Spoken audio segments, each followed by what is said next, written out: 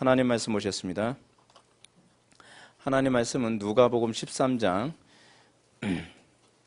하나님 말씀은 누가복음 13장 22절부터 30절까지 말씀 보시겠습니다. 하나님 말씀은 누가복음 13장 22절부터 30절까지의 말씀, 신약성경 제 성경으로는 118페이지입니다. 신약성경 118페이지 누가복음 13장 22절부터 30절까지 말씀 찾으셨으면 제가 봉독하겠습니다. 예수께서 각성 마을로 다니사 가르치시며 예루살렘으로 여행하시더니 어떤 사람이 여짜오되 주여 구원을 받는 자가 적으니까 그들에게 이르시되 좁은 문으로 들어가기를 힘쓰라. 내가 너에게 이르노니 들어가기를 구하여도 못하는 자가 많으리라. 집주인이 일어나 문을 한 번 닫은 후에 너희가 밖에 서서 문을 두드리며 주여 열어주소서 하면 그가 대답하여 이르되 나는 너희가 어디에서 온 자인지 알지 못하노라 하리니 그때 너희가 말하되 우리는 주 앞에서 먹고 마셨으며 주는 또한 우리를 길거리에서 가르치셨나이다 하나 그가 너희에게 말하여 이르되 나는 너희가 어디에서 왔는지 알지 못하노라. 행악하는 모든 자들아 나를 떠나가라 하리라. 너희가 아브라함과 이삭과 야곱과 모든 선지자는 하나님 나라에 있고 오직 너희는 밖에 쫓겨나는 것을 볼 때에 거기서 슬피 울며 이를 갈리라. 사람들이 동서남북으로부터 와서 하나님의 나라 잔치에 참여하리니 보라 나중된 자로서 먼저 될 자도 있고 먼저 된 자로서 나중될 자도 있느니라 하시더라. 아멘. 이 시간은 황만 목사님 나오셔서 하나님 나라의 잔치라는 제목으로 하나님 말씀 증거하도록 하시겠습니다.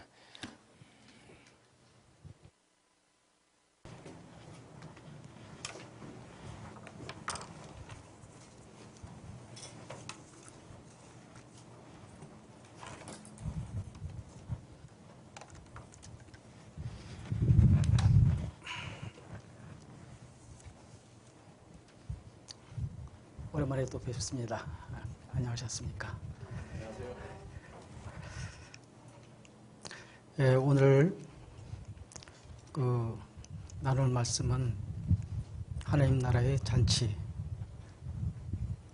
어린 양의 혼인잔치 그 얘기입니다. 혼인잔치를 세 차례에 걸쳐서 여러분과 말씀을 나눴는데 오늘은 이제 마지막으로 이렇게 정리를 하는 의미에서 좀 다른 각도에서 좀 보고자 합니다.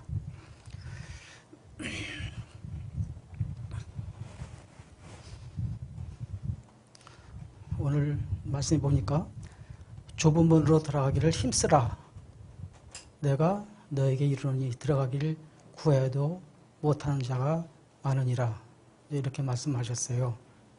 들어가기를 구해도 못하는 자가 많다. 그리고 좁은 문으로 들어가기를 힘쓰라. 우리가 갈 곳은 좁은 문. 그곳은 이제 그곳에 하나님 나라, 천국이 있기 때문에 그렇죠. 그래서 천국 그러면 어린아이서부터 어른까지 모르는 사람이 없고 안 들어본 적이 없는 사람이 없을 겁니다. 기독교인이 됐든 불교인이 됐든 또는 무신론자가 됐든. 그래서 천국 그러면 나름대로 다 잘 알고 있어요. 천국 그러면 거긴 좋은 곳이구나. 죽으면 가는 곳이구나. 이제 그렇게 알고 있죠. 어쨌든 그곳은 지옥이 아니니까 천국이다. 거기는 좋은 곳이다. 그럼 누가 가느냐? 착한 일 잘하고 봉사 잘하고 그렇게 성실하게 살았던 사람들이 가는 곳이다. 이렇게 막연하게들 이제 알고 있습니다. 그런데 의외로 기독교인들 중에는 또 그렇게 알고 있는 사람들이 많더라고요. 그래서 어떤 사람이 천국에 갔다 왔다. 그렇게 해서 그런 써낸 책들도 책방에 꽤 있고, 그리고 이제 무슨 부흥 집회나 이런 데 가면 천국을 갔다 왔다는 사람들이 천국을 봤다는 그런 간증을 하는 사람도 많이 있습니다. 근데 그 얘기 들어보면 좀 납득이 안 가는 부분이 많이 있죠. 대표적인 얘기 중에 하나가 어떤 유명한 신의 은사를 받은 그런 권사님이 천국에 가봤더니 그분이 집이 거기에 없대요. 그래서 그거를 보고 와서 그 얘기를 했더니 그분이 그 얘기에 충격을 받아서 자기가 그렇게 은사 집회하면서 받았던 헌금, 그것을 그 모았던 재산들을 다 사회에 내놓고 어려운 이웃에 쓰도록 내놨다는 얘기도 있고, 그런가 하면 청교에 갔더니 마땅히 있어야 할 그 장로님의 집은 아주 그냥 오막살이 같고, 그리고 의외로 별로 그렇게 두드러지지 않은 어떤 성도님은 집이 대궐 같더라. 이제 그렇게 얘기하는 사람도 있어요. 그리고 그 말이 또 통하고, 그럴 때까지 이런 또 이렇게 생각들을 하고요. 그게 왜 그런 현상이 생겼을까? 좀 저는 궁금합니다. 천국이 무슨 우리가 이게 보듯이 이런 집처럼 거기도 집이 있어서 여기서 좀 신앙생활 잘한 사람은 거기서 큰 집에 살고, 어떻게 그렇게 그 생각을 하고 그렇게 얘기를 하고 그렇게 믿어지고 받아지고, 그런 것은 참 저는 참 이해가 안 갈 경우가, 여러분도 마찬가지일 겁니다. 그게 아리송하죠. 왜 천국 그럼 그렇게 생각하는지. 그러니까 이제 왜냐하면 사람은 이제 살다가 죽어야 되니까, 죽음 앞에 천국은 가야 되잖아요. 지옥이 있다는데, 그럼 지옥이 무서워서 천국을 가려면 불교보다는 기독교가 나을 것 같고, 거기다 확실할 것 같아서 그쪽 가서 줄 서서 예수님을 믿어드리면 내가 천국을 간다. 이제 그런 복음을 듣고, 그래서 믿고, 그래서 교회 생활을 합니다. 의외로 많더라고요. 그러니까는 지옥 가기가 두렵고 천국 가기 위해서, 천국 가려면 예수님 믿으면 된다니까. 그래서 그렇게 해서 세례받고 신앙하는 사람들이 의외로 많다는 얘기입니다. 천국은 여기보다 좋은 집, 좋은 곳, 그 계시록에 그 사도 요한이 표현한 것처럼 무슨 청보석, 홍보석이로 되어 있고, 수정 같은 그 유리바다가 있고, 이렇게 우리가 생각하고 있지는 않은지. 그런데 참 그리스도인들은, 예수님을 만난 경험이 있는 분들은 그것이 아닌 줄 압니다. 성경에 얘기하고 있거든요. 왜 성경에서 얘기하지 않는 천국을 그렇게 마음대로 얘기하고 천국을 가서 봤다느니, 갔더니 어떻다느니, 성경에도 얘기를 않는 얘기를 왜 그렇게 하는지 모르겠어요. 천국이 어떤 곳이냐고요? 그건 성경에 나와 있습니다. 오늘 그 얘기를 하려고 이제 얘기를 꺼냈습니다.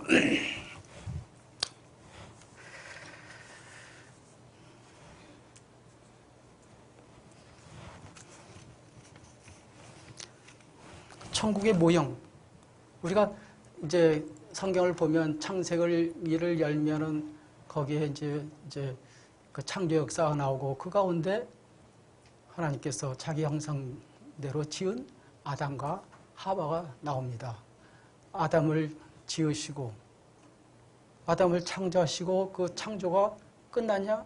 그건 아닙니다. 그것은 미완의 창조죠. 그래서 하와가 창조되고, 그러고 나서 창조가 마치게 됩니다. 아담과 하와, 그러니까 하와를 하나님께서 이끌어서 그 아담에게 왔을 적에 아담이 그때 큰 기쁨을 느꼈어요. 내 뼈 중에 뼈요, 내 살 중에 살이라고 그렇게 탄성을 지르면서. 그리고 그곳에는 하나님의 동산, 그 에덴 동산에는 그 중앙에 뭐가 있었나요? 하나님의 말씀이 있었습니다.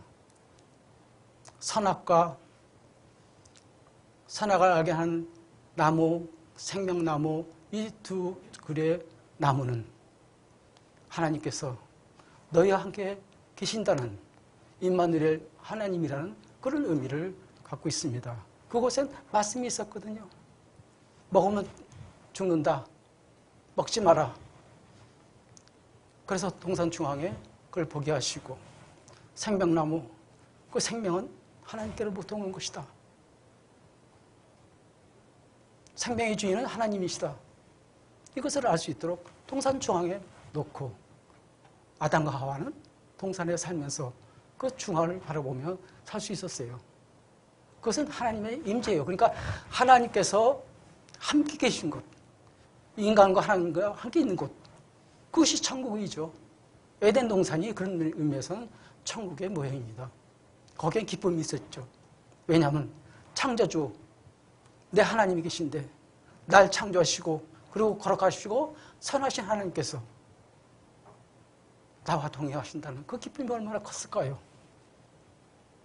그렇다면 하나님이 없는, 하나님이 떠난 곳은 어딜까요? 그것이 지옥이 아니겠습니까? 아담과 하와가 범죄하고 나서 그들에게는 하나님 없이 사는 삶을 살아야 했습니다.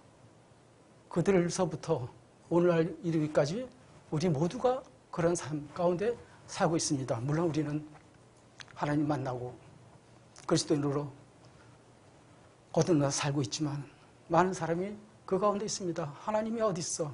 하나님이 없이 사는 것. 그것에 비극이 있고 불행이 있고 슬픔과 고통과 그리고 폭력과 온갖 거짓과 사망의 냄새가 풍기는 것입니다. 그러니까 천국은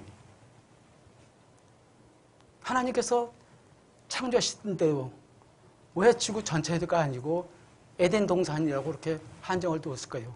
그곳에 하나님께서 그들과 함께 자기 형상대로 지어진 아담과 하와와 함께 살고자 했던 것이죠.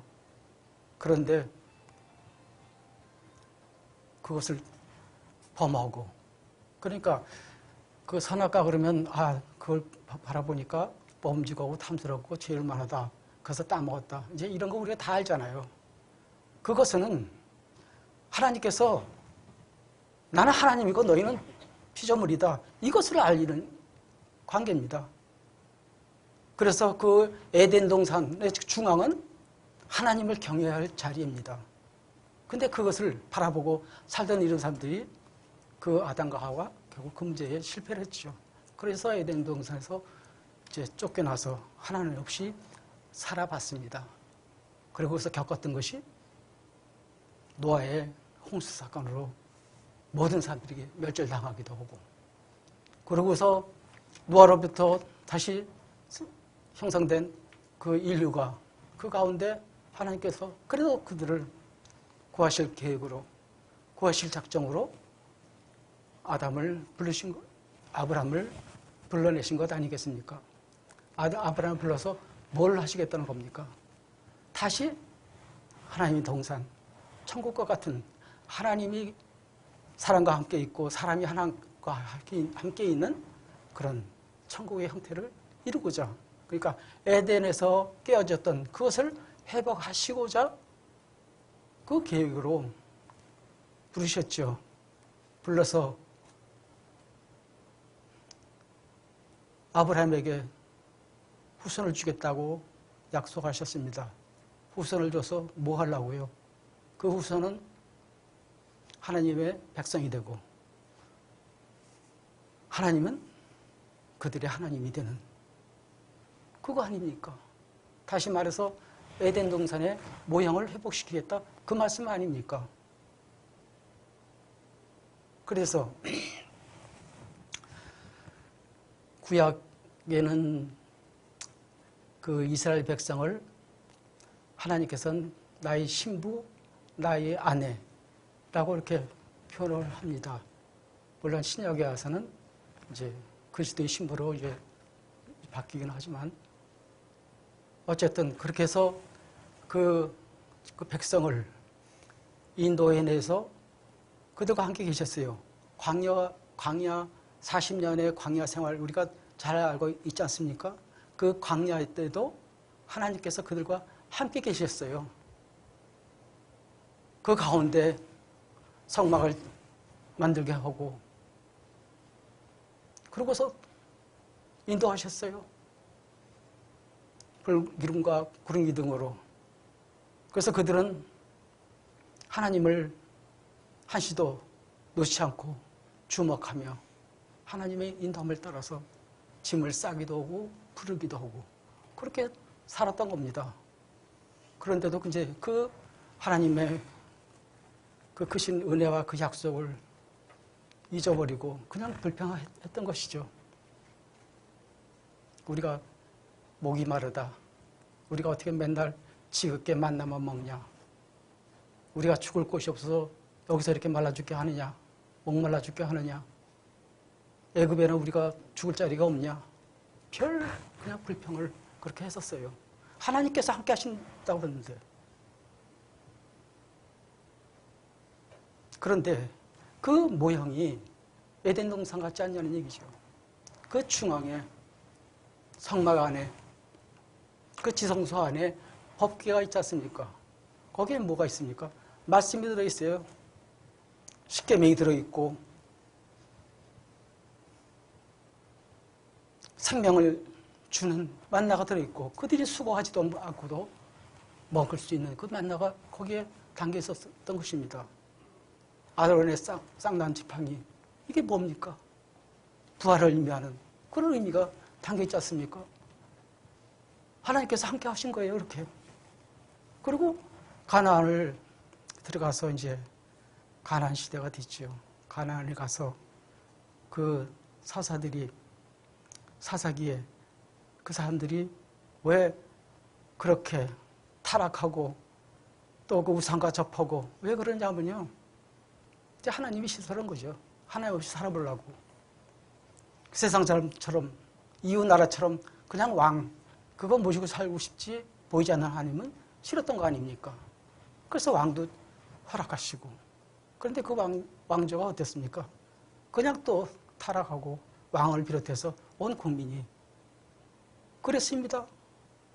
근데도 그 안에는 성전이 지어져 있고 성전에는 어김없이 2월절이면 또 양을 잡아서 제사를 지내고 그랬습니다. 그러다가 하나님께서 육신을 입고 이 땅에 오셨죠. 이 땅에 오셨어요. 왜 오셨나요? 성경에는 새 아담이라고 얘기를 하고 있습니다. 하나님께서 육신을 입고 아담으로 오신 거예요. 뭐냐면 잃었던 하와, 잃었던 교회, 잃었던 동산을 회복하기 위해서. 그래서 그 양의 실체로 오셨는데 그 백성의 실체는 이게 보니까 음란한 아내요, 음란한 신부요. 그리고 자기를 배척하는 그런 형편이라서 결국에는 예수님께서는 십자가에 그들에 의해서 손에 의해서 십자가에 죽습니다. 예수님께서 십자가에 죽는 것 그러니까는 그 죽음에는 깊은 의미가 있습니다. 예수님의 죽음은 예수님께서 성전을 부인하신 것이에요. 내가 성전이라고 하신 예수님께서 성전을 하려 그러면 4일 만에 내가 일으킬 것이다. 그래서 성전의 예개점은 성전 시대가 끝났죠. 예수님의 죽음은 그래서 구약 시대의 그 예개점 하나님께서 그토록 사랑하시고 아끼시고 눈동자처럼 보호하시고 내 딸, 내 신부, 내 아내라고 그렇게 하시면서 사랑하시던 이스라엘을 결국에는 버리신 것이죠. 버렸다기보다는 그들이 스스로 거부를 함으로 인해서 예수님 죽음과 함께 이스라엘은 멸망하고 만 것은 우리가 잘 알고 있는 이스라엘 역사입니다.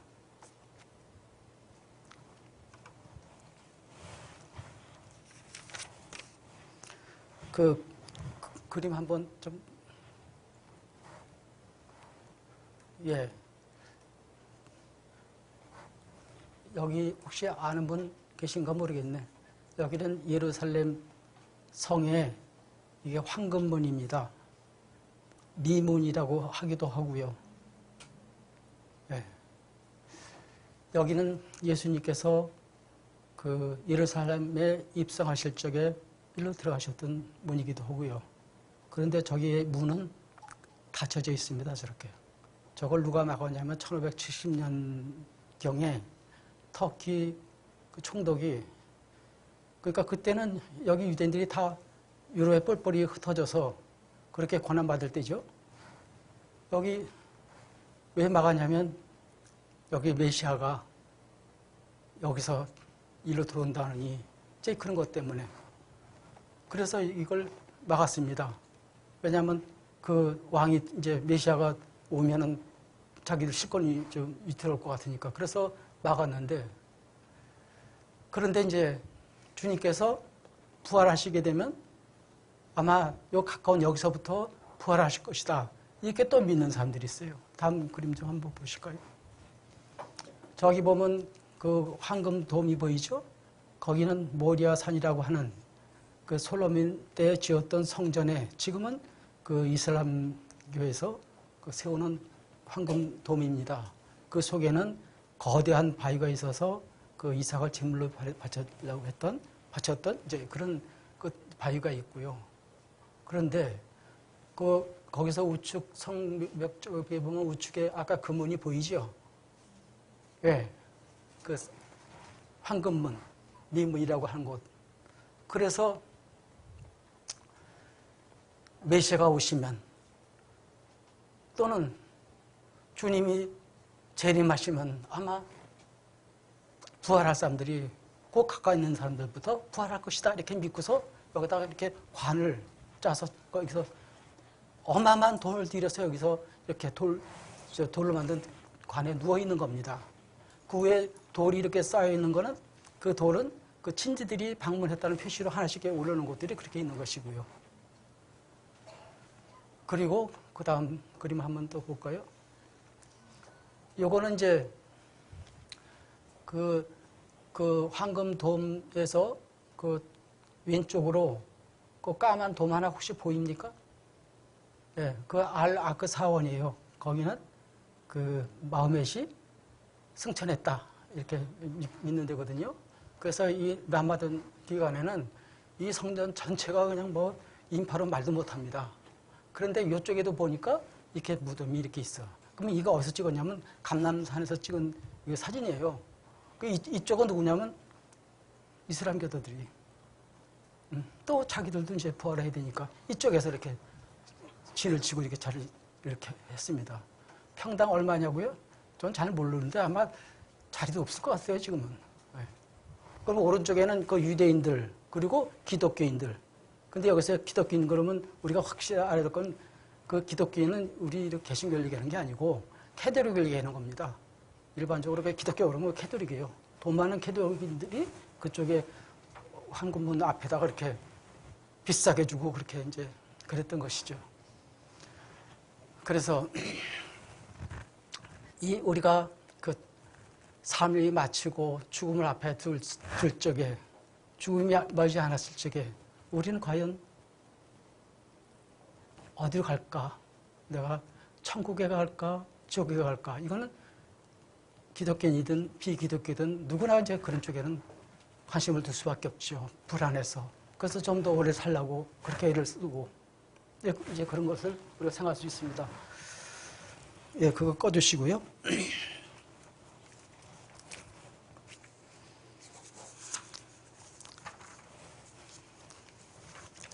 그래서 금방 말씀드렸듯이 천국은 어떤 곳이라고요? 주님과 함께 있는 곳. 그것이 누굽니까? 우리 아닙니까? 우리 마음 가운데 주님을 모시고 있고 우리 중심에 주님을 모시고 우리가 살아갑니다. 어디 가든지 내가 무엇을 하든지 그곳에 주님께서 계신다는 것이죠. 이게 불편하면 그냥 무시하고 사는 것이 그건 불신자들이죠. 믿음이 확실치 않거나.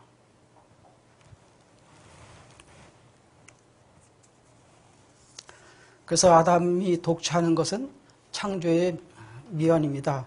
하와를 지으시고 그를 아담에게 이끌었을 때 비로소 하나님의 창조의 역사는 끝났습니다. 임마누엘은 두 동산 중앙에 두 나무 그리고 아담과 하와에 있는 에덴은 하나님의 동산의 그 천국의 모형입니다. 그리고서 다음 얘기를 나누도록 하겠습니다. 그 계시록 21장을 보니까 계시록 21장 1절에 보니까 또 내가 보니 거룩한 성 예루살렘이 하나님께로부터 하늘에서 내려오니 그 준비한 것이 신부가 남편을 위하여 단장한 것 같더라고 표현했습니다.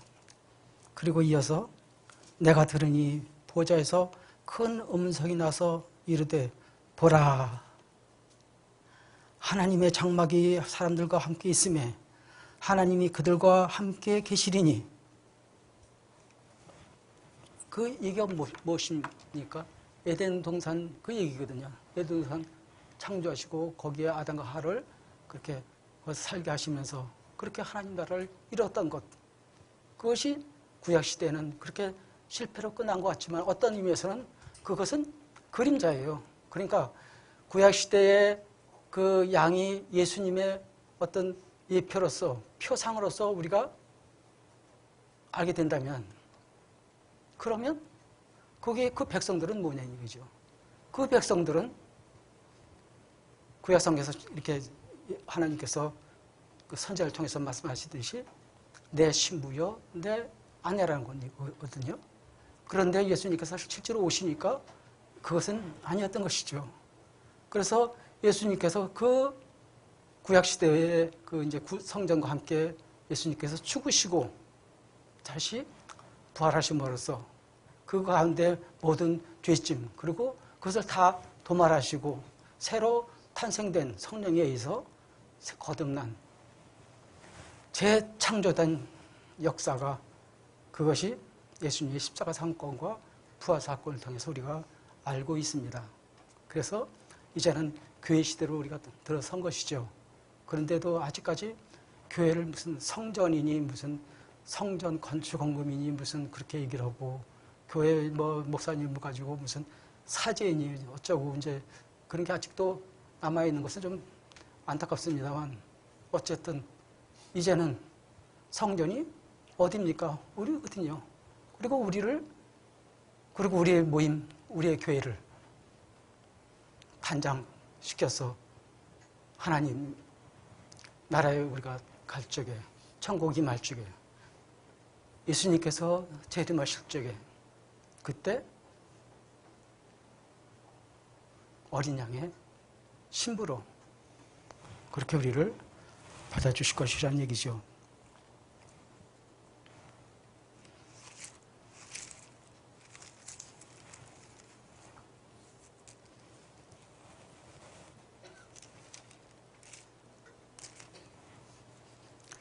자, 오늘 보는 말씀을 이제 보면은 좁은 문으로 들어가라 이렇게 말씀하셨습니다. 힘써서 좁은 문으로 들어가라.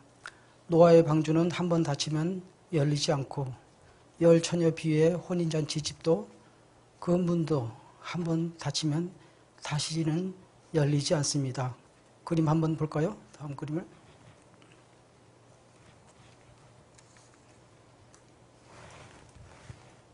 이 그림은 그 속량의 노래라는 이제 그림인데 이것을 뭐냐면 그 에스겔에게 하나님께서 골짜기를 데려와서 그 많은 그 뼈들을 보게 하십니다.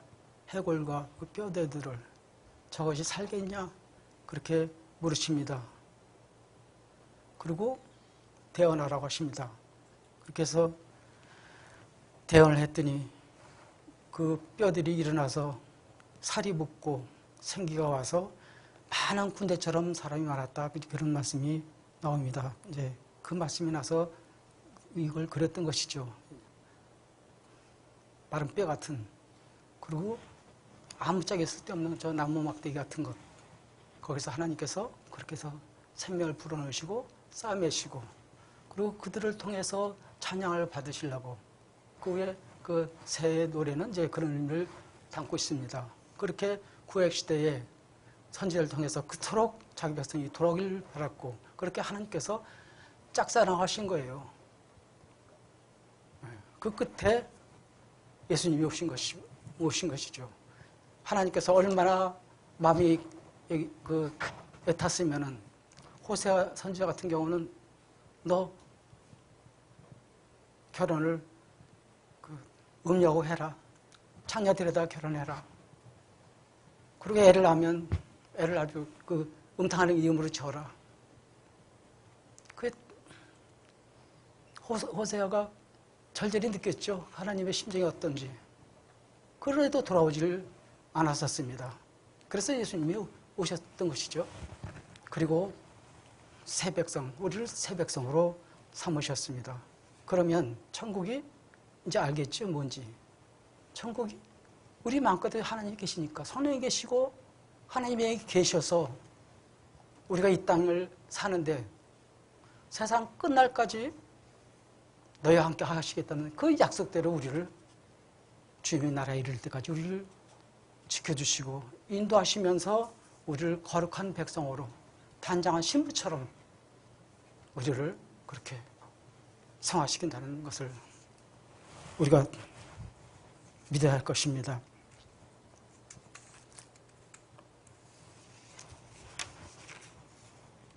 그 다음 그림을 또 한번 볼까요?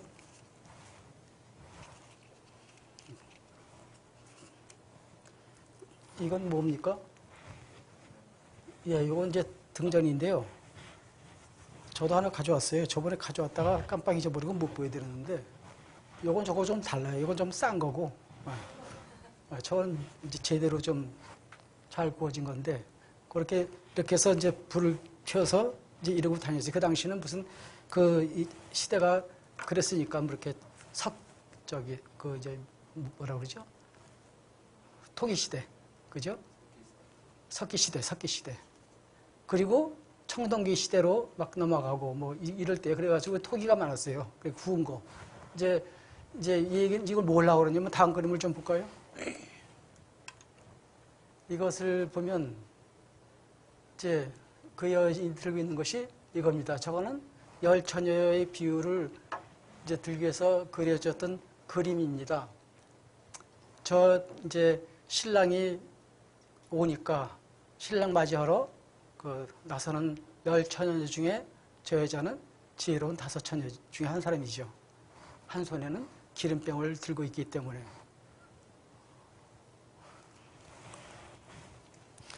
그래서 예수님께서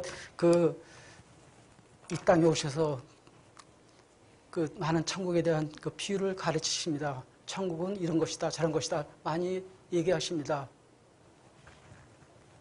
그 중에 이렇게 천국의 비유를 들어서 하신 것은, 그러니까는 어떤 이야기를 비유로 들어서 한 것 중에 한 가지가 뭐냐면은 큰 잔치에 초대받은 자들이 하는 것이 누가복음 14장에 나와 있고요. 근데 그들은 그 초대 큰 잔치, 그러니까는 아마 혼인잔치였을 건데요.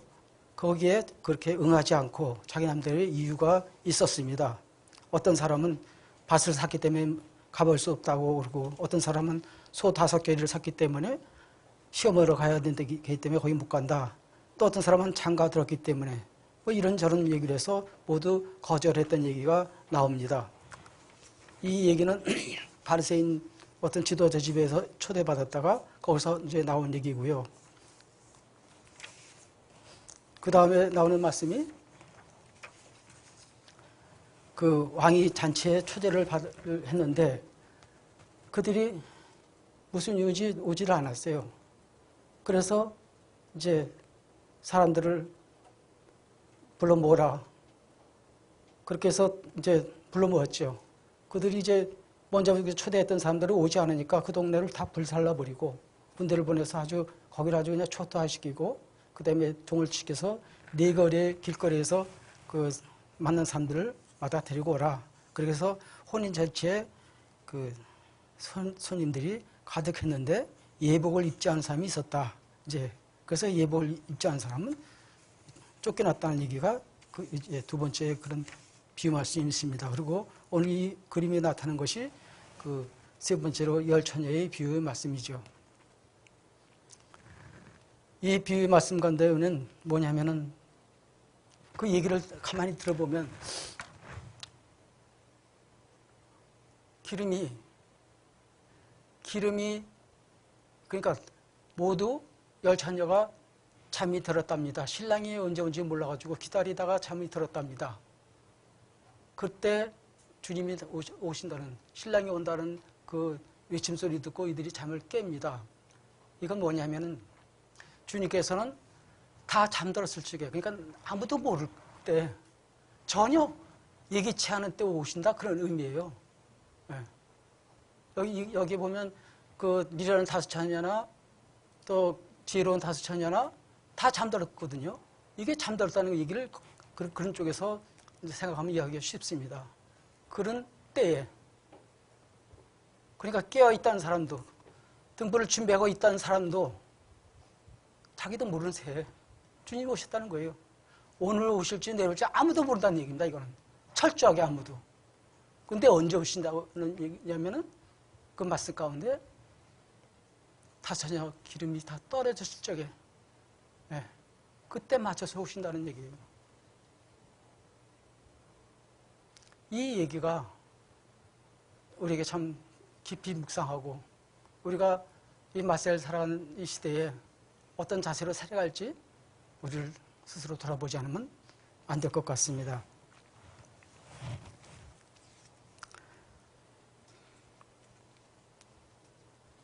자, 그러면 다음 그림을 또 한번 볼까요? 예. 이 그림은 낮과 밤, 낮과 밤이라는 그 제목의 그림입니다. 그러니까 뭐냐면 이 그림을 대하고 있으면 저쪽이 밤인 걸 보니까 아, 나는 낮에 있구나, 이거를 의식하게 하기 위한 그림이에요. 저걸 들여다보면 저기는 밤이네. 그럼 난 이쪽에는 낮에 있는 거 아닌가? 이제 그것이죠. 그리고 저 밤이 문득 불현듯 우리에게 왔을 적에 거기 건너갈 준비가 돼 있냐? 이제 그것이 이제 경고해주는 이제 천사의 이제 그런 등불이 그걸 표현하고 있고요. 그런데 그 어둠 속에, 막막한 그 어둠 가운데 저기 한 집이 있어서, 이게 이제 혼인잔치를 이제 비유로 들으려고 이제 그려놓습니다. 이 원래는 그 그림 저 안에 그 집은 빠져 있었고 이것만 그렸거든요. 이제 그랬던 것을 이제 나중에 고쳐 그린 것인데, 왜 이제 고쳐 그렸냐면 저걸 그냥 밤을 했더니요, 보는 사람들이 숨이 막혀가지고 보다가 밤인데 저기 아무것도 없어. 보는 사람들이 아주 이게 이제 불안해한 거예요, 시각적으로. 그래서 이제 저걸 그려놓죠. 그러면 집이 있네. 그럼 저길 찾아가야지. 그럼 난 준비가 됐나? 이제 이거를 이제 그리고자 했던 것입니다. 그리고 또 하나는, 이 이야기는 그림을 봐서 우리가 그렇구나 하지만은 우리 삶 가운데 늘 있는 얘기예요. 우리는 밤과 낮을 살지 않습니까? 낮에 활동하고 밤 되면 자고. 그래서 그건 나하고는 관계없는 시간이다, 그건 아니지 않습니까? 잠자는 사이에 우리는 모든 정보가 정리가 되고 또 휴식이 되고 그 다음에 다음날 생활할 수 있는 충전이 되고, 그런 중요한 시간이에요. 그런데 그 밤은 우리가 아무것도 할 수 없는 시간이라는 것이요. 나하고는 관계도 없는 것처럼, 내가 어떻게 내 의지로 어쩔 수가 없는 것처럼, 꿈을 꿔도 자기 마음대로 꾸니까 그게 꿈이 꾸어지는 거지. 어쩔 수 없어요.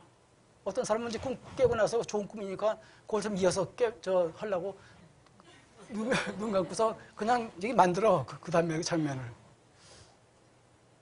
그런데 그렇게 안 됩니다. 밤은 우리에게 늘 있어요. 낮에 있는 것처럼. 우리가 낮에 살기 때문에 밤이라는 걸 우리가 잊고 산다는 것 뿐이죠. 이 밤은 우리 인생에 밤이 있다는 것, 늘 경고하고 있는 것이에요. 1년이면 365일. 그렇게 늘 있기 때문에, 그래서 어쩌면 그것이 오히려 우리가 그 밤이 있다는 것을 잊고 사는지도 모르죠. 저 밤 앞에, 그 어둠 앞에, 어떤 면에서는 그것은 야훼의 심판의 밤입니다. 주님께서 부르시기 때문에, 누군가는 양으로, 누군가는 염소로 부르기 때문에. 마무리하도록 하겠습니다.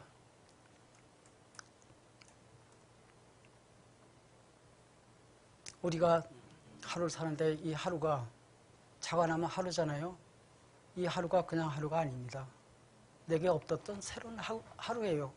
눈 떠봤더니 그 창문, 그 의자, 책상 그대로 있고 내 아내, 내 남편, 가족들이 그대로 있는 것 같지만 오늘 새로 내게 주어진 것입니다. 오늘 하루는 새롭다는 것이죠. 밤은 어제 밤이고 지나갔으니까. 이 하루가, 이 하루하루의 모임이 우리 인생길 아니겠습니까?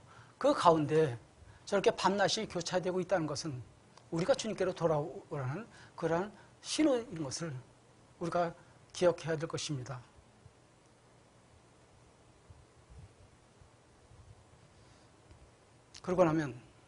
그러고 생각하면 우리 하루의 삶이 감사할 수밖에 없고 이 하루에 내게 생명이 있는 것이 하나님께서 살아계시면 내가 생명이 있구나.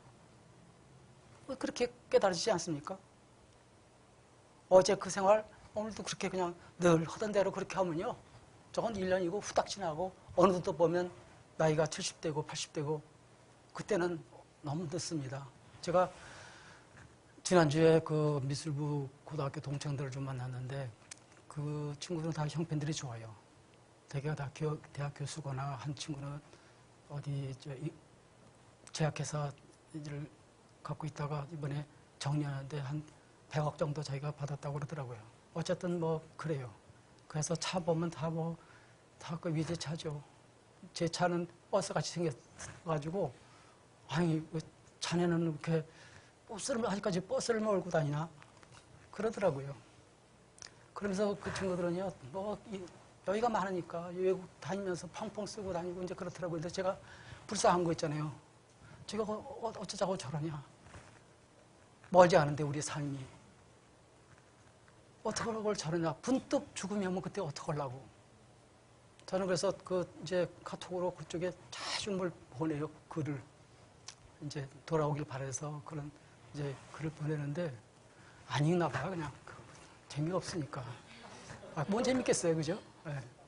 그래도 올립니다. 올리고 만나자 그러면 만나주고. 근데 궁금한 거는요. 그 중에는 물론 기독교인들도 있어요.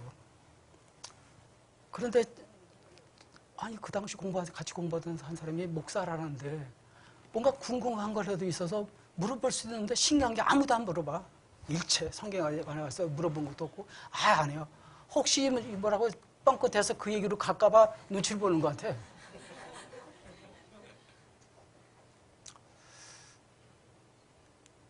그래서 우리는 그 하루도 그리고 한 주간도 우리가 주 은혜 안에서 살고 있고 그렇게 살고 있다는 것을 기쁘고 감사하게 생각해야 됩니다. 왜냐하면 우리가 주님과 함께 살기 때문에 내 속에 주님께서 계시고 나는 그 백성이 돼서 살고 있기 때문에 우리는 천국에 산다는 것이죠. 죽어서 천국 간다고요? 그때 늦었어요.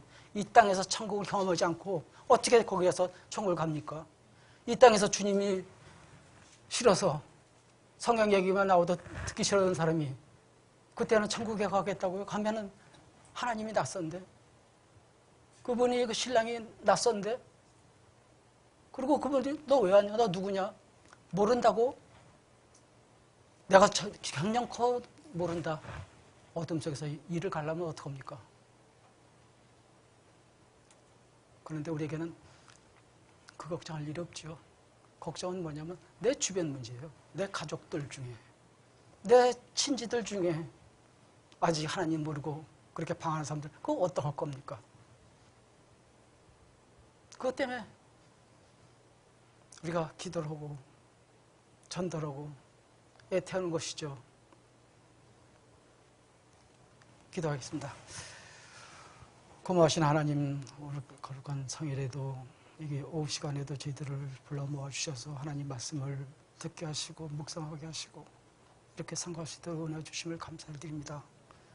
하나님, 한순간 한순간도 하나님께서 계심에 저희가 있는 줄 저희가 고백합니다. 들의 모든 꽃들도 새들도 그 창조 원리대로 하나님께 찬양을 하는데 어리석은 인간만이 내 인생이 내 것인 줄 알고 이 하루가 내 건 줄 알고 그렇게 사는 사람들이 많습니다. 하나님, 그들에게 덮여진 그 어둠을 저희들이 비출 수 있는 생명의 빛의 자녀로서의 그 사명을 잘 감당할 수 있도록 저희들에게 능력 주시고 힘 주시옵소서. 모든 말씀을 예수님 이름으로 기도드렸사옵나이다. 아멘.